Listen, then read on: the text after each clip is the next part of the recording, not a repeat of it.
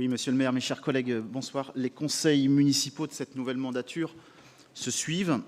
Ils se ressemblent beaucoup lorsqu'il s'agit de commenter les délibérations portant sur la dynamique de construction sur la ville ou nos engagements en matière de production de logements, notamment sociaux.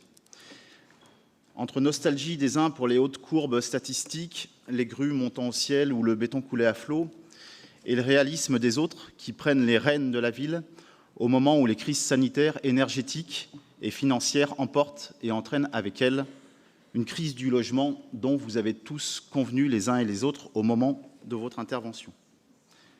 Si seulement nos débats s'arrêtaient au stade du constat, mais qu'il y avait une réelle convergence face à cette situation conjoncturelle inédite de crise du logement, mais à l'évidence, et encore les témoignages le disent ce soir, tel n'est pas le cas.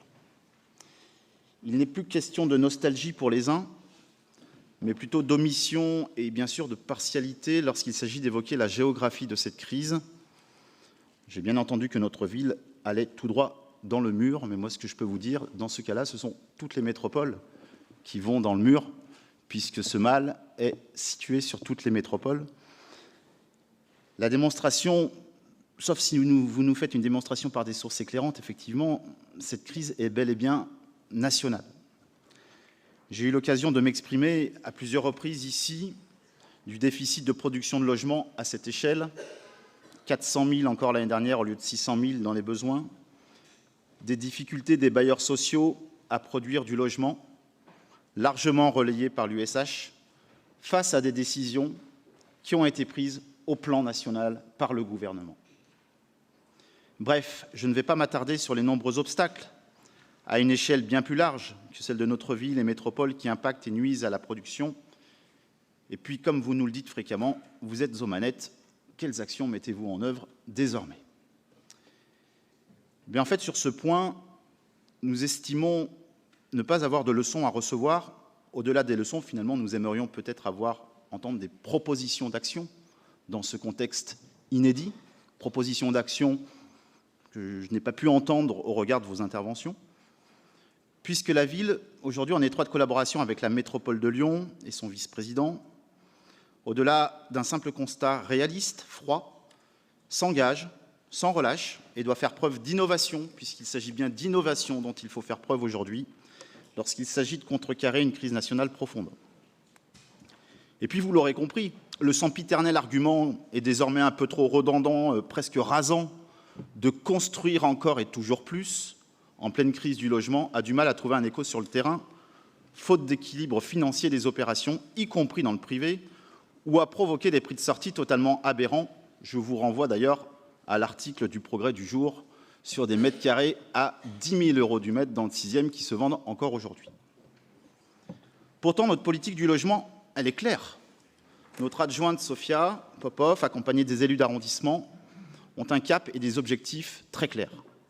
Grand 1, permettre à toutes et tous de se loger.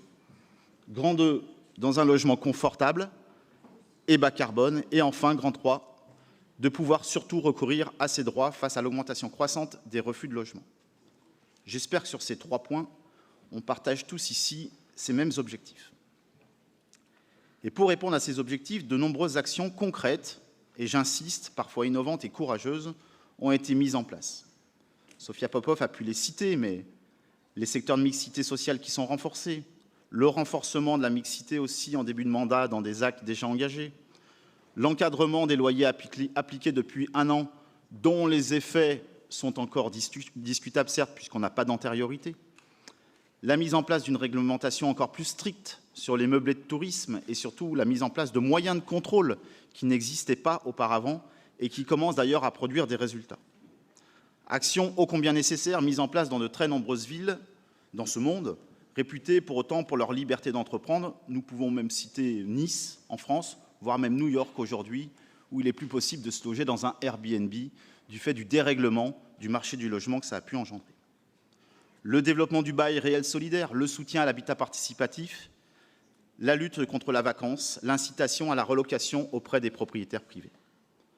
Alors vous l'avez cité, timidement, je mettrai également en avant 2 actions supplémentaires indiquées ce soir par Sophia, à l'ordre du jour des délibérations qui ne semblent pourtant pas souffrir d'opposition, celle d'augmenter le montant des subventions accordées aux bailleurs pour la réalisation de logements sociaux, lesquels montants demeuraient les mêmes depuis plus de 15 ans. Et enfin, un partenariat avec l'ANA qui vise une aide au financement de travaux en contrepartie d'un conventionnement. Alors, est-ce que toutes ces actions seront-elles suffisantes pour contrecarrer cette crise du logement? Certainement pas. Mais elles permettront de faire bouger les lignes, indéniablement, sur une partie de la production du logement, là où la ville est légitime à intervenir. Alors, bien sûr, nos deux groupes, écologistes et socialistes, la gauche sociale et écologique, nous ne pouvons qu'encourager à poursuivre l'ensemble des nombreuses actions engagées depuis le début du mandat, dans la limite et les capacités, hélas, des compétences de notre ville.